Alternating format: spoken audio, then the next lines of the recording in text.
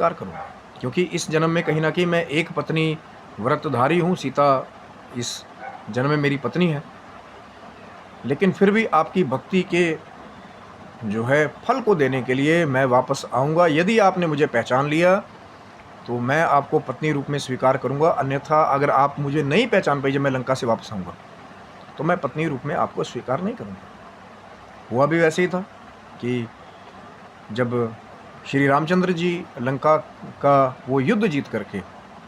वापस आए, अब कहते हैं कि माँ की भक्ति का इतना प्रताप था कि कहीं न कहीं श्री रामचंद्र जी को भी वहाँ जाना पड़ा। लेकिन गए, जैसा बताया था भैया, वो तो मायापति हैं। मायापति से माया कैसी? तो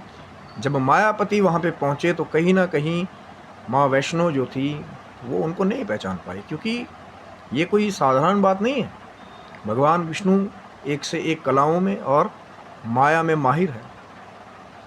और फिर कहते हैं कि जब माँ नहीं पहचान पाई तो भगवान विष्णु ने श्री रामचंद्र जी का जो रूप कहीं ना कहीं अवतार लिया था, उस समय फिर दर्शन दे करके माँ वैष्णो से कहा कि आप मुझे पहचान नहीं पाई, जैसा मैंने वचन आपको कहा था,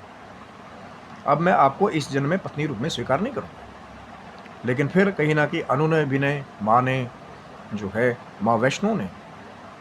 जब कहीं ना कहीं अपने भाव से, भक्ति से, श्रद्धा से फिर कहीं ना कहीं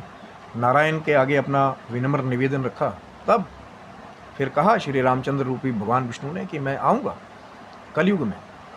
तब जाके कहीं आपका और मेरा मिलन जो होगा, हमारा फिर से आपकी और मेरी भेंट होगी। लेकिन तब तक आप जा कर के त्रिकुटा पर्वत पे, अब ये रहस्य सिर्फ भगवान विष्णु जानते थे कि यही में वो मैं रहस्य की बात कर रहा था कि जब कहा भगवान विष्णु ने कि आप त्रिकुटा पर्वत पे, जहाँ 3 महाशक्तियाँ विराजमान हैं पिंडी स्वरूप में, महालक्ष्मी, महासरस्वती और महाकाली, जहाँ आज भी जाकर के जो है जनमानस जाकर भक्त जाकर के माँ वैष्णो देवी के मंदिर में जाकर के वहाँ वो जो गुफा है जहाँ तीनों महाशक्तियाँ विराजमान है और जहाँ माँ वैष्णो गुप्त रूप में अदृश्य रूप से तपस्या कर रही हैं, तो कहा जाता है कि ये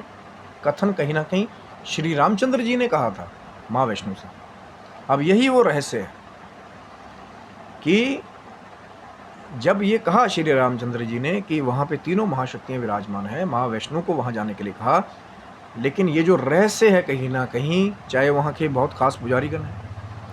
शायद ही मुझे लगता है कि कोई बिरला ही माँ की कृपा से शायद उस रहस्य को जानता होगा कि तीनों ही महाशक्तियाँ